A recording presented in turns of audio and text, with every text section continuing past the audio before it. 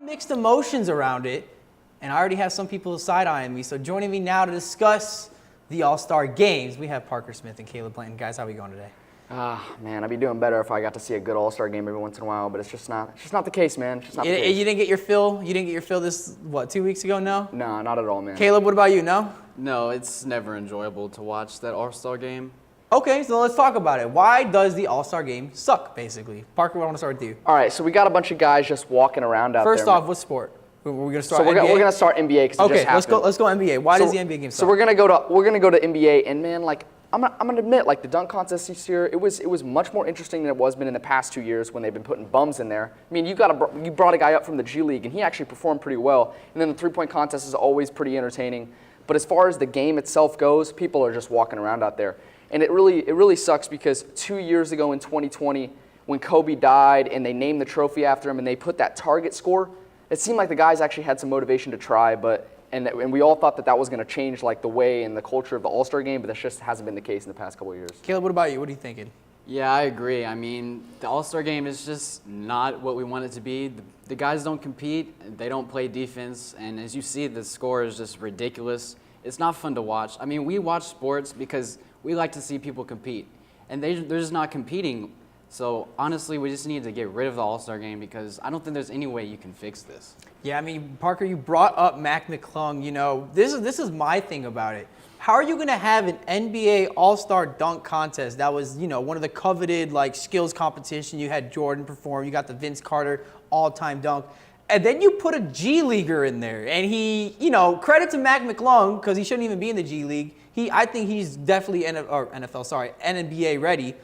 But he just won the tournament. Like, does that not put a damper on, like, hey, this is an NBA competition, but let's have a G Leaguer win the whole thing? At this point in time, it kind of feels like they just need to ditch the whole NBA dunk contest and just make it a pro dunk contest. You bring in guys like professional dunkers like Jordan Kogannon, because the guys in the NBA, the best dunkers, the guys that we really want to see, they just don't have that pride about them. They just don't want to compete. Zion, John Morant, the guys people really want to see, they don't feel like competing, so you might as well just bring in the best dunkers in the world and put on a show. Now, let me further that question. You said they don't want to compete. Why is that? Why don't they want to compete, to show off all the moves that they have? They're just too cool nowadays, man. Like, nobody wants to, like, it just seems like back then, like, people were, like, they had more pride about the little things, like the dunk contest and the three-point contest and things like that, but it's like now, like, the best guys just feel like they're too cool to compete, and it's just a little bit weird to me. So, Caleb, Parker mentioned, maybe scrapping the whole dunk contest. Is there a skill competition that you see maybe bring back or just completely get rid of on top of that, or what are you thinking? Yeah, I think if we're talking about getting rid of stuff, I really want to get rid of the just skills competition. I just think that's kind of lame. It's garbage. It's awful. I watched it and I was like, what is this? I mean, you're watching people pass the basket through a hole. I mean, what's so interesting about that? That is basketball. We need a one-on-one that is tournament. basketball, but a one-on-one tournament. So you're going to add a one-on-one tournament with a cash incentive. How much? Cash incentive. You put $1 million on the line. You put 16 players in a single elimination bracket, and you make them compete till the end. And I guarantee you the best players will be competing. So I did not know today that we had special guest Adam Silver up here at my panel, and he's going to, take over and just absolutely change this NBA All-Star game. I say one way I think to agree to fix on it is how about stop letting players opt out? I mean, we haven't really seen it this year, but like if we go to the NFL, players all opt out just because either it's, they don't want to. Now, don't get me wrong. I understand injuries and maybe, Super Bowl, you want to compete and play. But why are you opting out if players and fans and all these players associations, they all want to see you play? Is there any way to fix this, guys, real quickly? I mean, really the only way you have to do it is you have to add some sort of incentive or a possible punishment if they refuse to play. But it's a little bit harder in the NFL because it's after the season, unlike the NBA, which is mid-season. Caleb, really quickly, is there any way to fix this? No, there's no way to fix it. I just want to get rid of the games, just get rid of the Pro Bowl game. I mean, they switched it to flag football. It became even less interesting. Just get rid of it. Well, I mean, we saw the NBA All-Stars, but now we're about to see some NCAA All-Stars as we have March Madness around the corner, and we have our own little All-Stars here with the UNC men's basketball team coming up next. It's that time of year where everyone plays a dangerous game with the flu. Going in uneducated, you run the risk of symptoms like cough, migraine, and fatigue. Don't be like this guy. Combat the flu with cough drops, ibuprofen, and a good night's sleep. Be smart, don't catch the flu.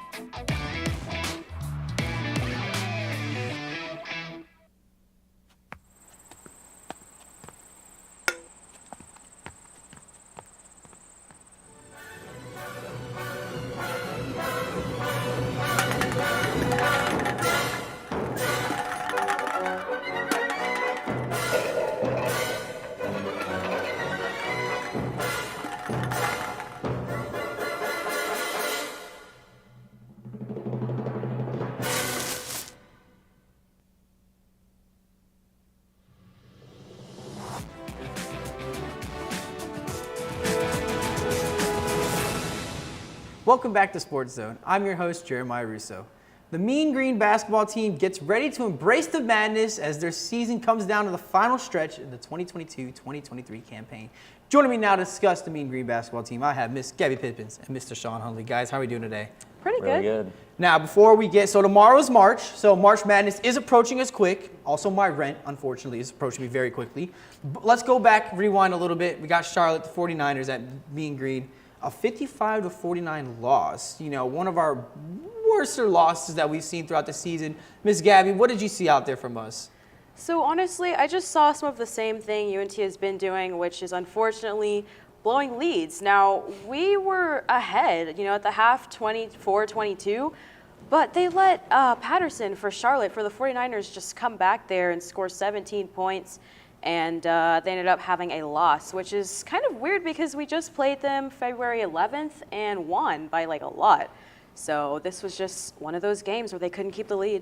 Sean, was there any good to this game? Was it just kind of all bad? What do you think? It's a tough game. Arguably one of the worst games I've seen all season. We shot 18-46 and 39.1%. In the past 8 games, we've shot over 50%. So, I mean, I don't know if it was just a bad game or, something was wrong, momentum wasn't there, but it was a tough game. I mean, it could be a little bit of both.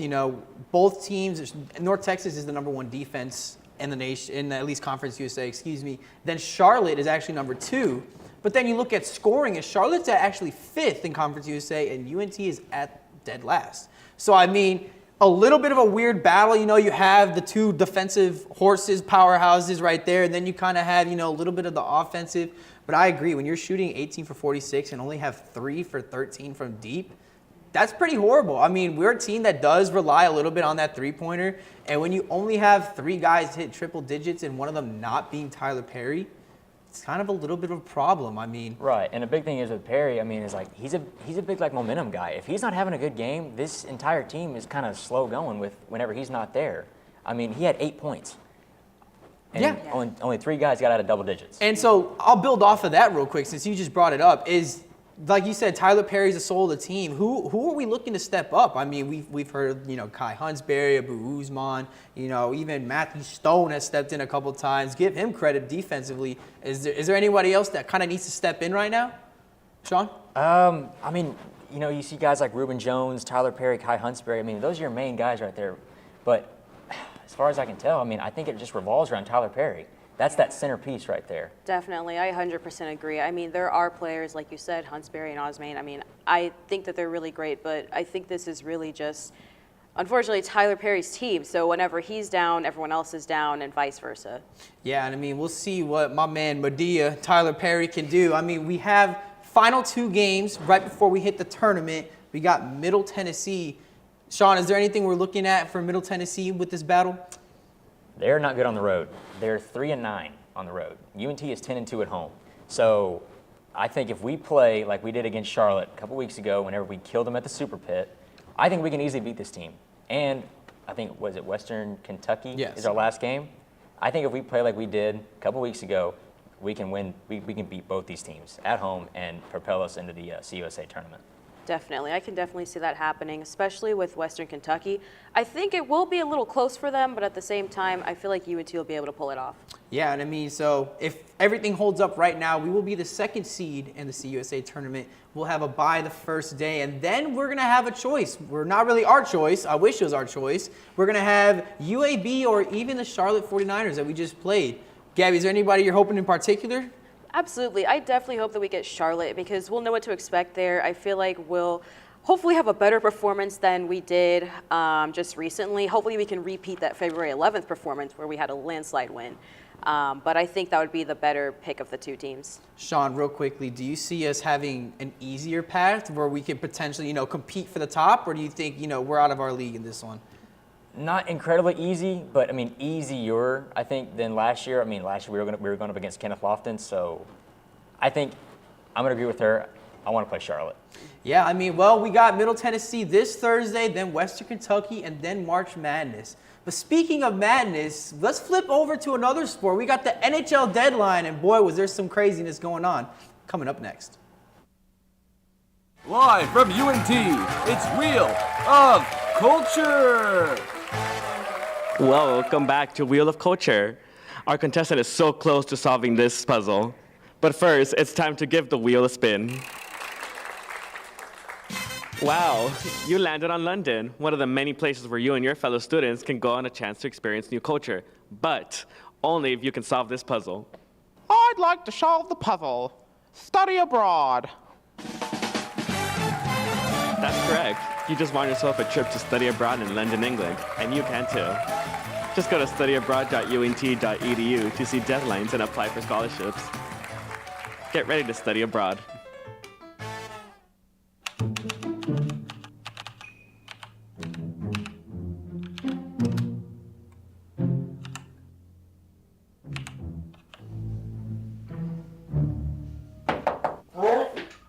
Hey man, are you okay in there? You look terrible. Have you been up all night? Don't you know that according to the American Academy of Sleep Medicine, staying up all night can have a negative effect on your GPA? Sleep. Yeah, go to bed.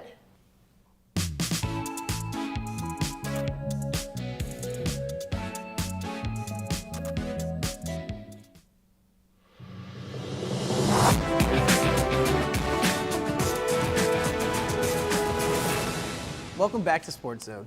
The NHL Trade Deadline is March 3rd, this Friday at 2 p.m. our time Central.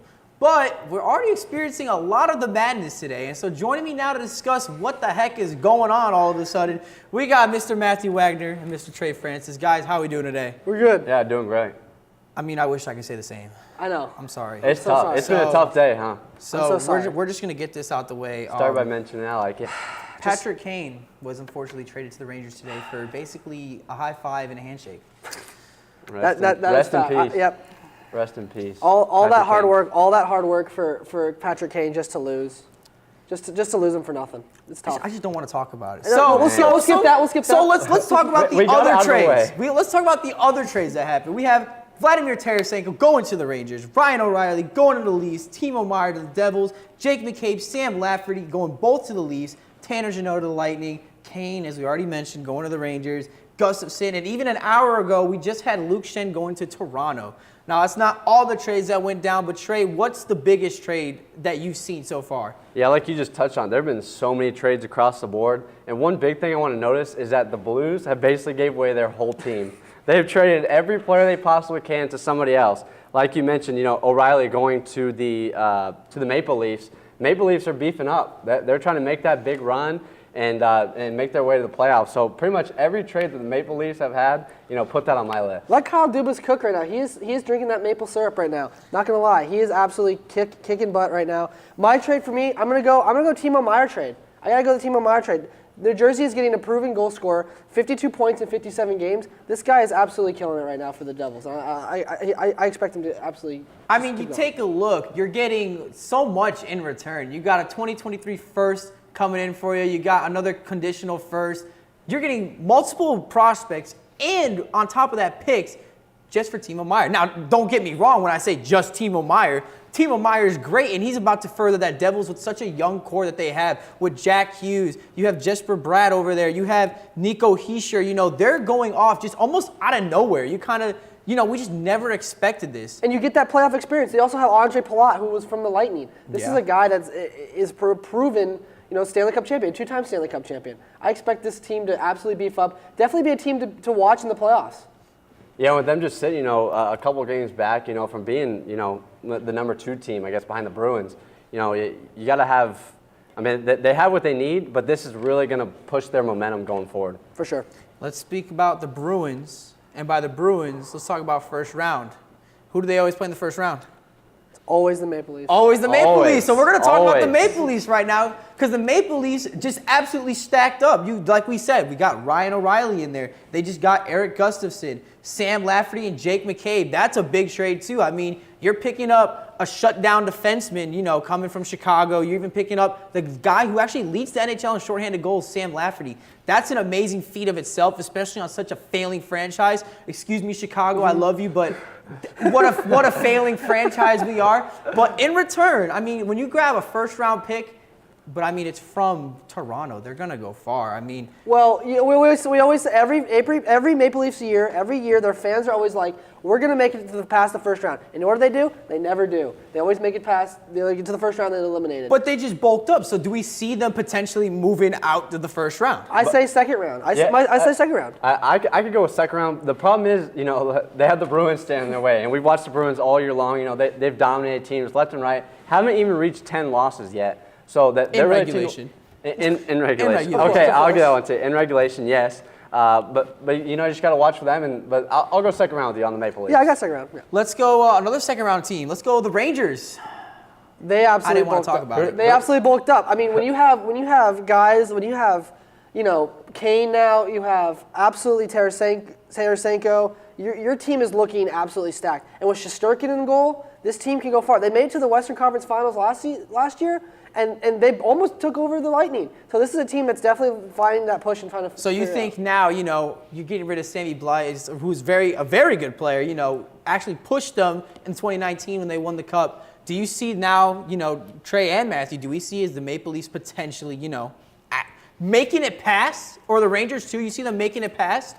Before the last couple of days, these last couple of big trades that they made, I mean, I could give it to them. These trades are big. They're really beefing up. We mentioned it several times already. Yeah. That they're looking good on both the front end and the back end. So, I mean, they really have a good chance. I think my Western Conference Finals pick was literally, Rangers and Maple Leafs. That was my Western Conference. Yeah. So let's see. Do you guys see any fleece, any trade that you thought was a steal, Trey? Oh. It's okay if you didn't. I did not. In my personal opinion, I did not see any. What did you see? The Kane trade, easily.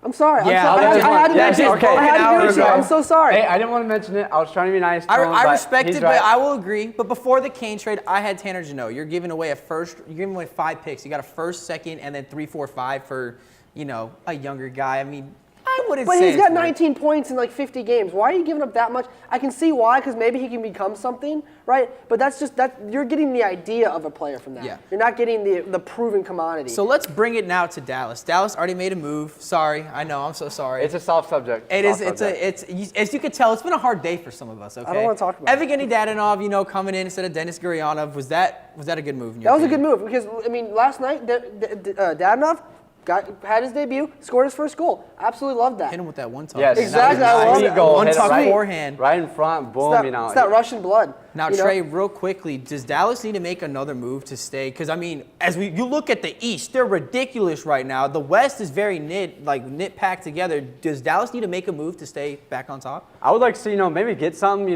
second or third line. Obviously they have that solid first line, a mid to decent, second line. Maybe get someone later in there. Kind of like, Dadonov, that was a good trade, no doubt. And scoring in his debut, that was awesome. He's already got half the goals that Gurianov has exactly. with one. So that proves that's a good goal. But I feel like the Stars, if they could just get one more guy. I don't have a certain one in mind, but if they could just get one more guy, kind of add to that lineup and push them forward. Pushing off that, I actually had Brock Besser going to Dallas. My mock trade kind of was Radek Faksa for Brock Besser. Yeah, and so the NHL Trade Deadline, although a lot of this happened today and last week, we're going to see how much happens on Friday. But coming up next, we're going to have a little twist. We're going to be little managers, and we're going to rebuild your MLB logos coming up next. Has the weight of stress and anxiety ever felt too heavy to overcome? Wish there was a safe place to confide in? Wish granted. At UNT, we offer counseling and testing services to students located on the 3rd floor of Chestnut Hall.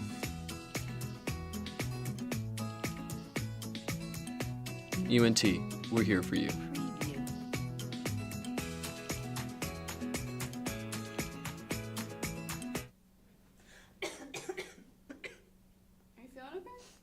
No, I've been feeling gross all week. Maybe we should go get a COVID test. But I already have all 3 of my shots. Yeah, but you can still get it. Maybe we should go get one just in case.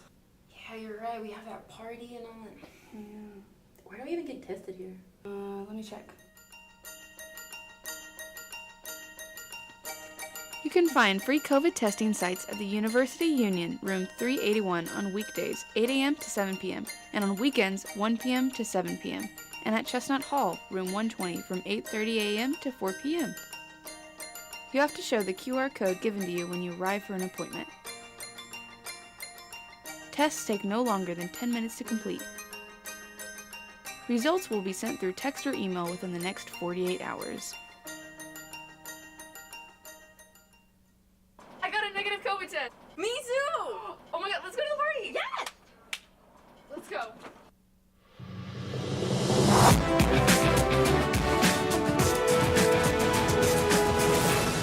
Welcome back to SportsZone. I'm your host, Jeremiah Russo. Now, spring training on the way. We got all teams in actions, but we're going to change it up a little bit. So right now we got Steven Lucero and we got Adam C. We're going to actually change it up a little bit. We are going to draw or rebrand your logos. So let's see which one I have up first. So right now we're going to go with the Los Angeles Angels. We'll start with Adam. Adam, we're not, and just to be record, we're not artists here. We're not artists. There's a reason we do sports. There's not a we don't do art. But what do you have for the Angels and why? All right, so this is the LA logo on the Griffith Observatory because I don't think the Angels have a nice logo. I didn't really know what to put. So what I thought is angels are normally like in heaven, and the Galileo, you're looking towards the heavens. Wow, look at that. All right, what did you have for the Angels? Well, he's trying to show me up. I just went pretty classic, just typical LA, got some wings, kept with the halo, just a modern take on a well-known classic. All right, so this is for Mike Trout. Maybe this will keep Shohei Ohtani and Mike Trout in there. We got, you can't really see it. I wish you could. I'm so sorry, guys, but I actually drew an angel. I tried to draw a little bit of an angel there. I think it looks kind of clean, That's all we got. Let's see what else. All right, I just picked this one.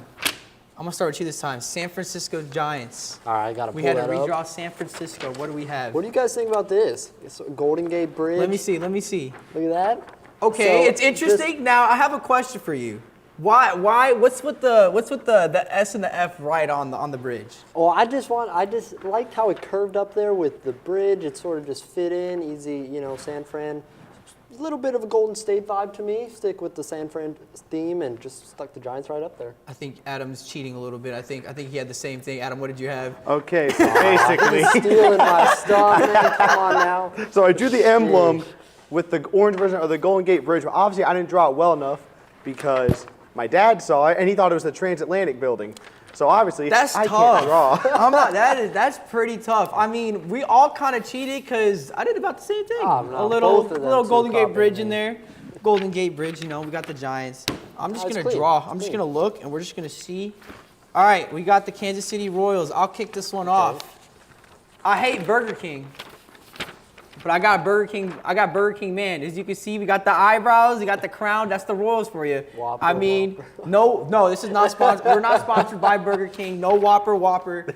I'm pretty sure actually Daniel Vogelback on the Mets is walking out to that song. So Yeah, I think so. So that would be something. What do you got for us for Kansas City? So I stayed classic with the crown. You know, it's pretty easy. I think it looks good. I like the KC, classic looking.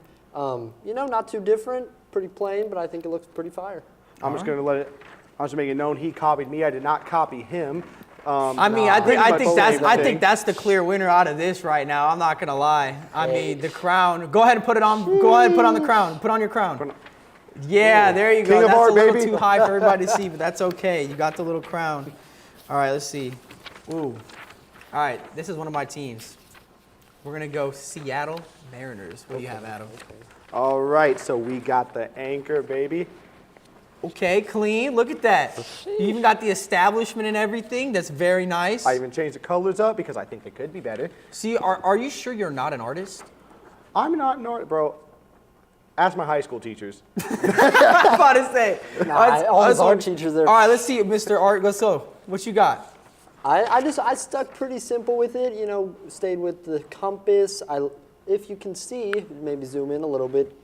Switched the cardinal directions with some Mariners. Pretty fire, if you ask me. I mean, but they already have that in their logo.